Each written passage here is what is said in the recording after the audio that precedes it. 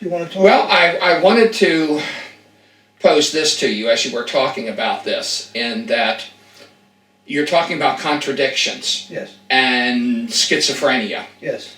And this is something that, to me at least, is a very Western thing and a very scientific and logical thing, because we cannot abide a contradiction. If a contradiction exists, we must solve it. We must find which of the premises was wrong. We attack it as a problem that needs to be solved. Whereas in many of the great spiritual disciplines, the contradiction is a means to an end, not necessarily something that needs to be solved. And I was thinking about this as you were talking about, we were talking about mental constructs, but in the Tree of Life being a picture, many times in spiritual disciplines you run up against the fact that words fail. There are no words, language doesn't exist. You're going to a place where, for example, in Zen Buddhism, they use contradictions as a teaching tool to get beyond language, because if you limit yourself with language and logic, you then lack an understanding. So they have the koan that's, what is the sound of one hand clapping? What did you look like before you were born? All of these are illogical nonsense statements or contradictions, but they serve the purpose of, as you wrestle with them, you have to throw away language and basically enter the realm of the mental and not rely on your logic. Many people who have had deeply mystical religious experiences, you ask them to describe it, and they look at you and they will go, I can't. I can tell you about feelings. I felt like this. It means this to me. But the language literally fails. Yeah, but there's a lot. You're absolutely right. You can't confuse the language with the real thing. Talking about something isn't the same thing as realizing that something.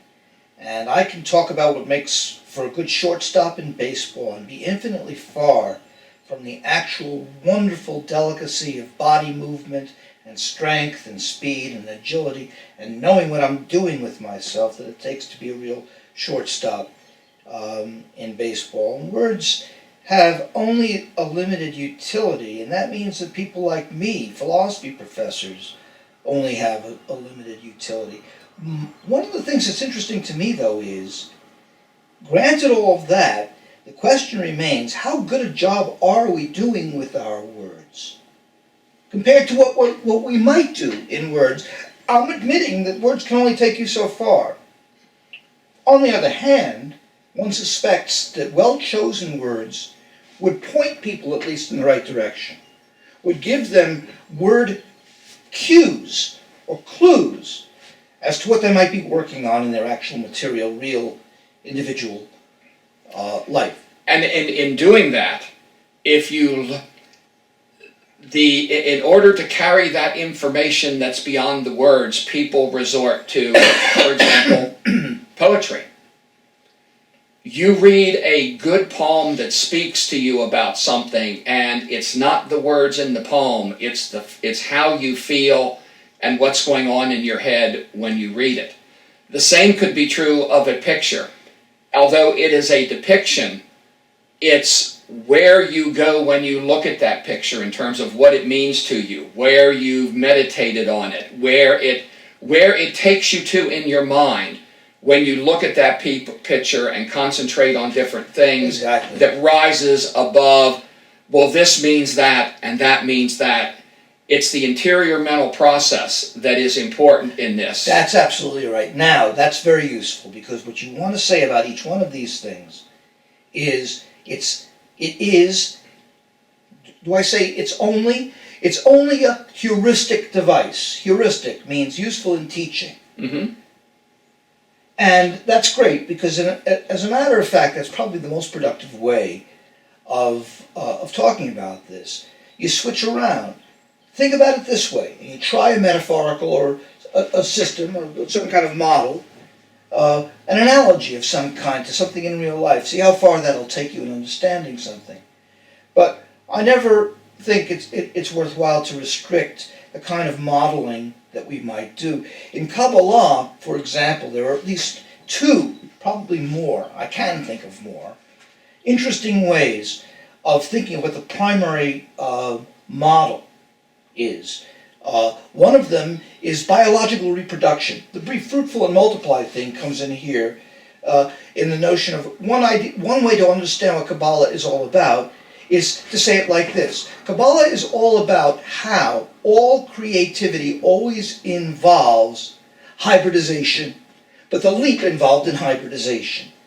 The fact, fertilization, the male and the female, and again, Kabbalah is one of these systems that makes a big deal out of the difference between two essentially different polarities, which in Taoism come to be called yin and yang, and it has affinities there too.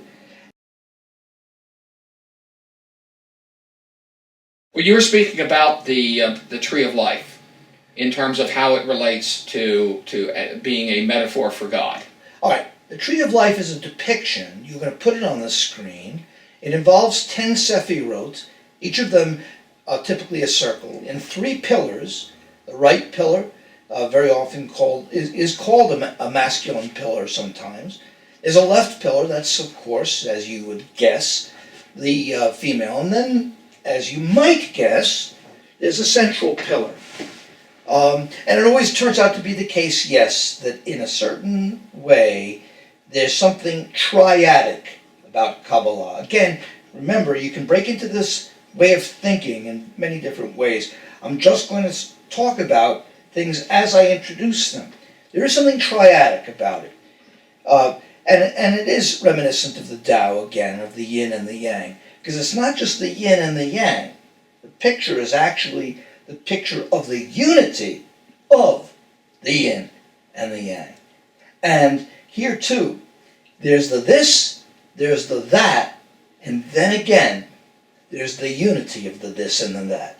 And it's the unity of the this and the that which is the key to the progression within the system. Because as soon as you get this unification, the process is allowed to release into a new phase.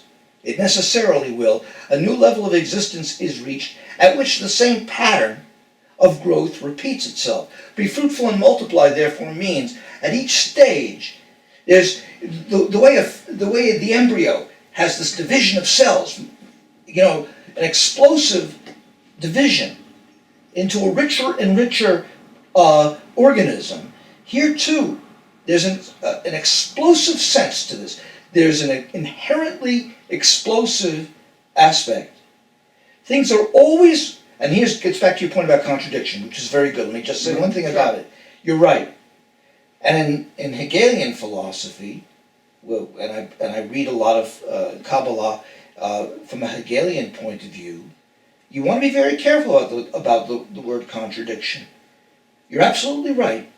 Contradiction is of the essence. But at the same time, and this is where Hegel is very, very useful, don't stop there. It's useful, but it's still contradiction. Mm-hmm. And the mind still is within its rights in wanting to pass through the contradiction so that it can resolve at least something there, make that resolution a useful thing, and yes, admittedly, what does that mean? It will now be on a different level, faced with its own contradictions on precisely this new level. Always you're going to have the interaction. Always you're going to have the moment of contradiction where the self is thrown into a certain kind of opposition, where there's discord rather than concord within the system, in the system's theoretical sense perhaps. Dissonances rather than consonances.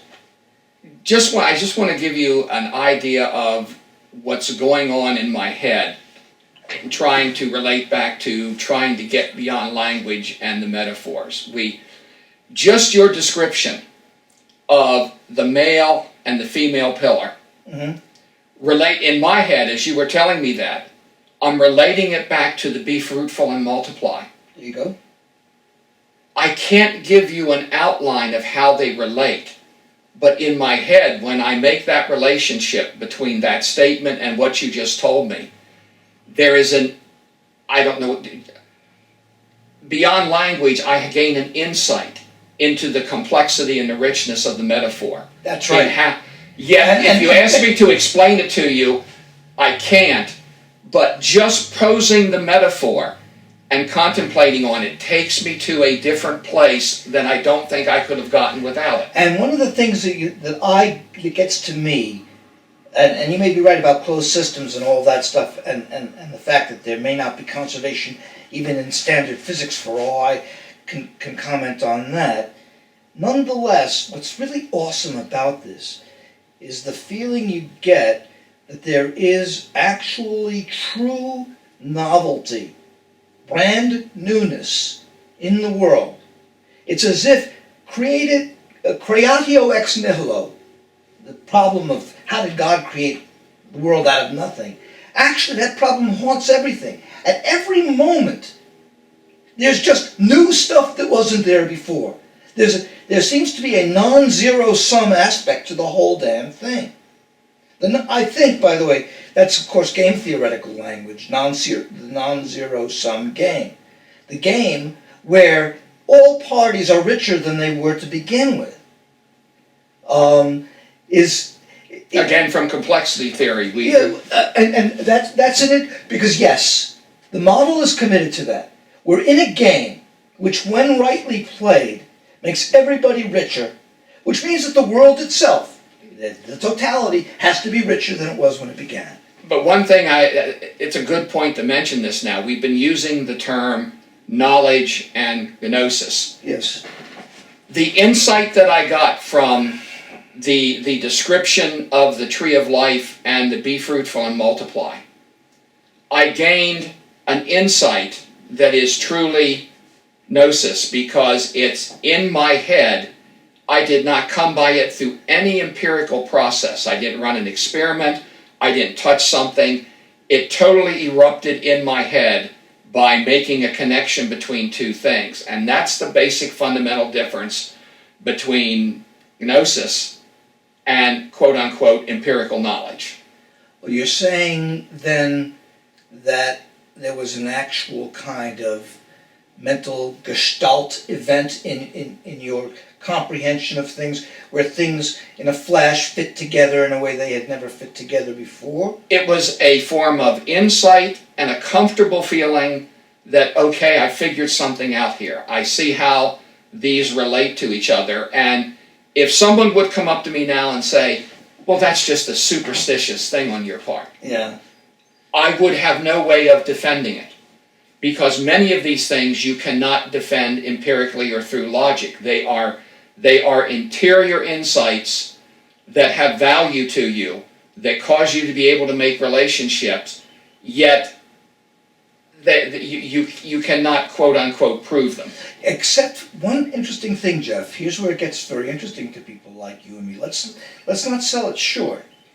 After all, there is a place where you might be able to prove it. That is to say, it's a worldview, as you and I have discussed, that has certain empirical implications. For example, you and I have discussed the question of whether or not natural processes on Earth, evolutionary processes, for example, behavior of organisms and so forth, can be accounted for without positing the kind of creative solution capacity to all things in nature. Perhaps it can be shown in various ways that nature itself behaves in a way. Go back to the philosopher Bergson. It's over a century and a quarter now or so ago. Henri Bergson, great French philosopher, who wrote a book called Creative Evolution. A great contribution to the subject. The notion here, because he was a complete evolutionist in a modern scientific mind altogether, but the question of whether or not the story we're telling about the natural world in mechanistic terms as we still prefer today. God knows why exactly, because quantum physics should have been enough to do it in. But still in all, our thinking remains somewhat mechanistic, old-fashioned, 19th century in its way, as compared to where we should have gone with quantum physics. Then we think back in the 60s and 70s, all these books that were published about the new science, the new paradigm. It was going to be a new holographic, dynamic, very yin-yang, Tao-based kind of science. The notion was that and now we'll shift from biology over to physics. But the only kind of approach that really can account for the strange results we get in quantum physics is a yin-yang type model. And now we're back in this area. The Kabbalah also occupies this notion of the dance of the polarities. And you could certainly weave that into quantum mechanics with the yin and yang of particle versus field. Exactly, the yin and the yang of the particle versus the field. And all of the ways in which, in the uncertainty principle in a different way, the duality of things, of the local and the non-local, all the different aspects, which would probably all come down to one underlying thing. Well, I just thought of something here that I think the word schizophrenia is a non-useful word to describe what you're experiencing.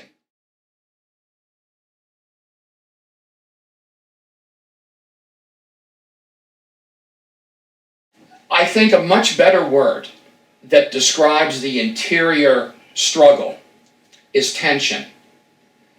The word tension has a positiveness to it that means that everything is not in order, but this is productive, because out of tension comes creativity.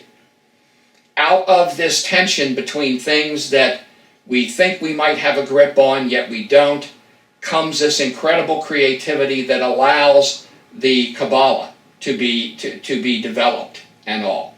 Without tension, we don't have, the opposite of tension is equilibrium. Equilibrium is totally non-productive. But if you can get the pendulum, instead of the pendulum hanging at equilibrium, straight down, if you can get it moving back and forth, you establish something, it's called a clock. You have something real on your hands now, just because you can do that. And that's right. That's a very good metaphor, in fact. In fact, you have to go back sometimes to very basic ones, like the swing of the pendulum.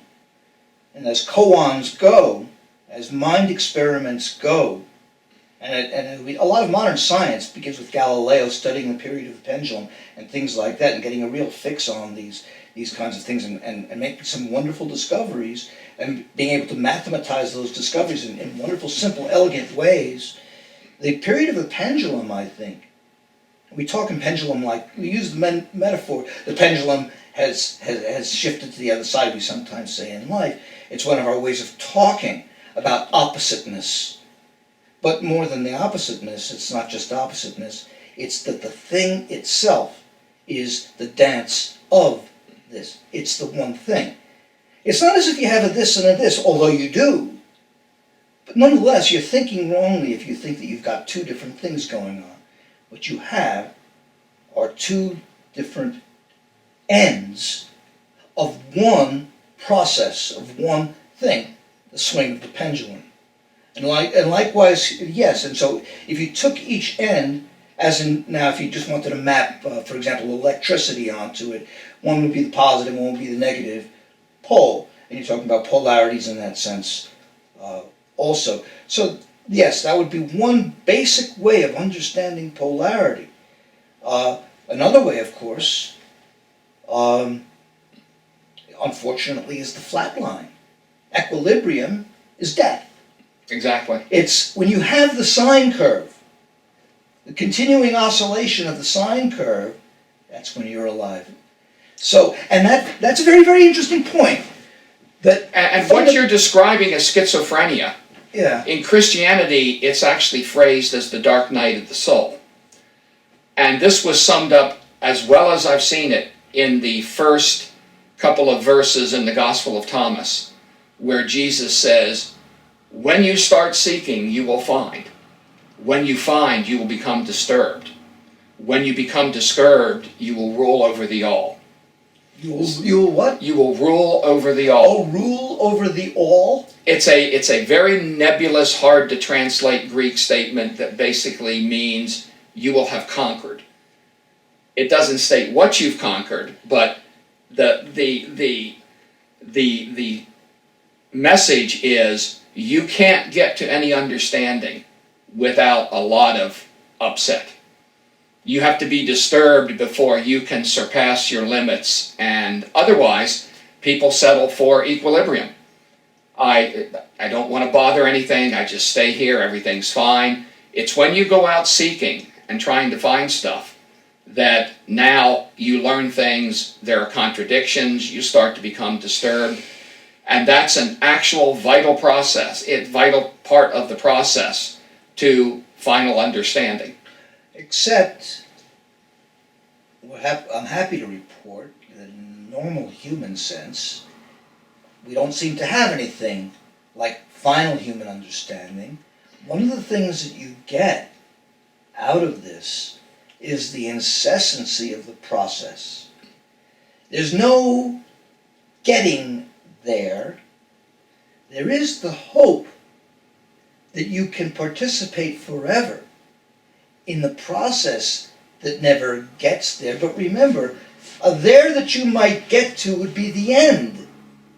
If there's going to be life, we want the process to continue. And we want the building process to continue.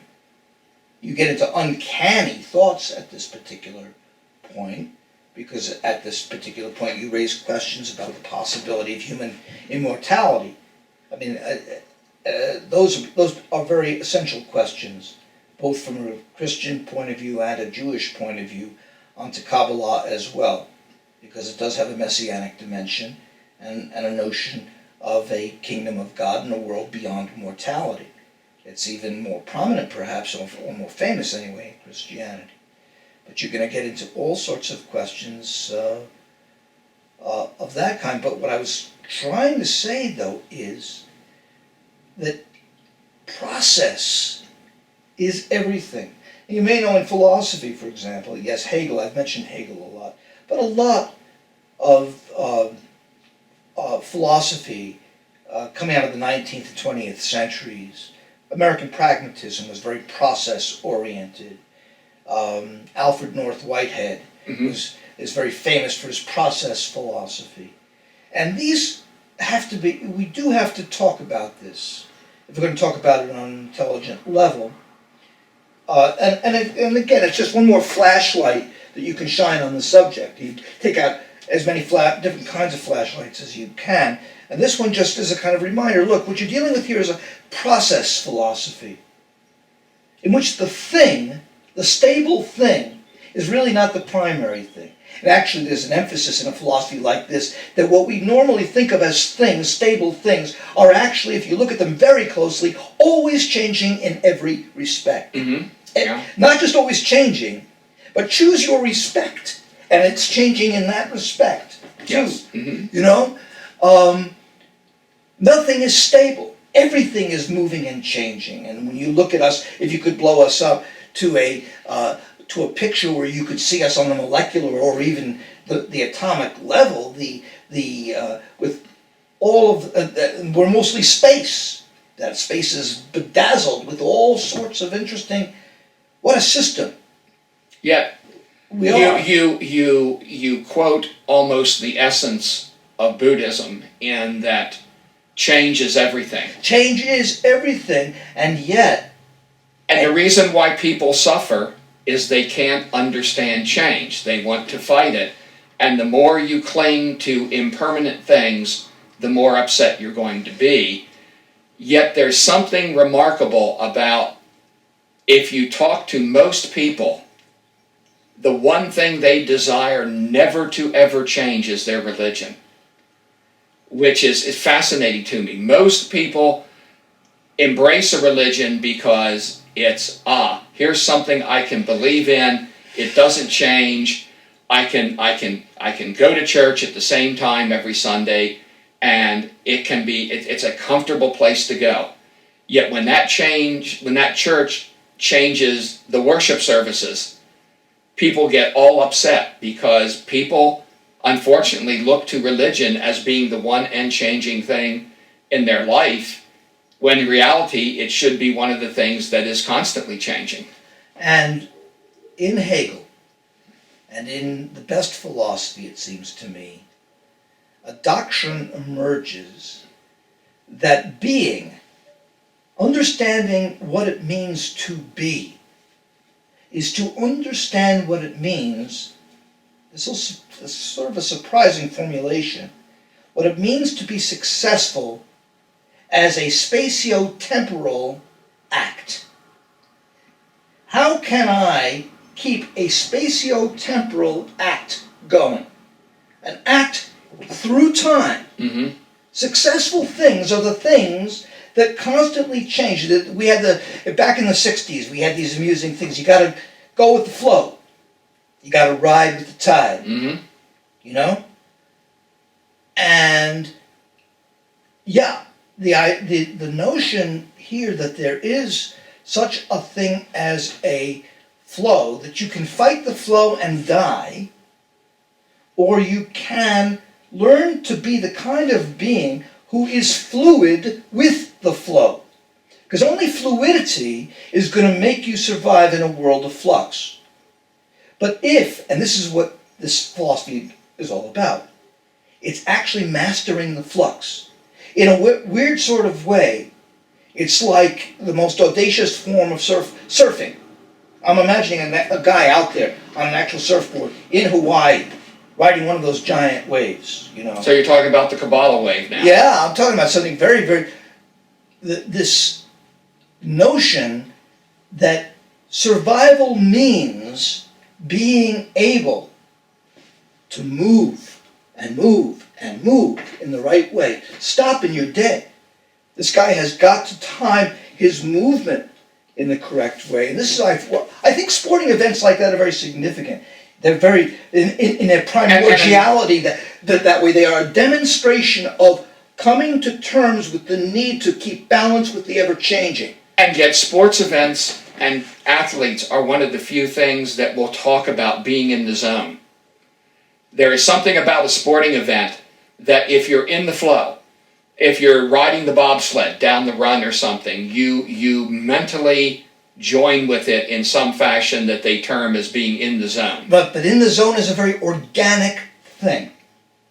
If you ask them to explain it, they use the words in the zone because it's as if somehow a click happens in their brain, and organically they're at bat, and they've somehow figured out how to make the adjustment between the fastball and the curveball in a way that's instinctive and smooth. So that even if they're sitting on the fastball, they can adapt to the curve and have a hitting streak that you call the zone. I'm in the zone. The guy's hitting 420 for a 4-week period or something like that, and everybody's talking about it in the newspapers. And he says, "I'm in the zone." I don't know what it is, but that's it. A mental state that allows you to become one with the change. And that's right. When you mention process, I think the one thing that prohibits people from embracing this, I mean, you can make the statement you need to go with the flow and everything, but that's not very helpful to someone in terms of, well, okay, I need to be more... The metaphor for a process that I absolutely love, again, comes from Buddhism. Your spiritual life is like climbing a ladder. Climbing a ladder is a very scary thing, because the safest you'll ever be is when both feet are on that rung. But to climb the ladder, you have to risk taking one foot off of that rung to put it on the next step. Then you have to be willing to use that next step and take your foot off the other rung that it's on. So there is not just an element of growth is risky. You have to be willing to put aside some of your most, in the spiritual sense, your most cherished beliefs.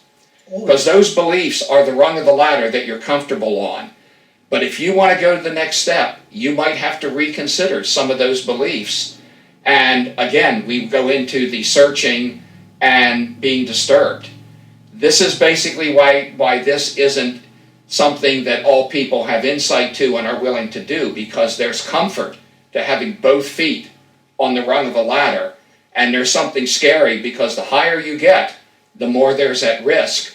So as you challenge more and more of your cherished belief systems, the higher you get up the ladder, the more perceived risk you see, the more difficult it is to actually make that leap of faith, or whatever you want to call it, to stick your foot out and put it on the next rung.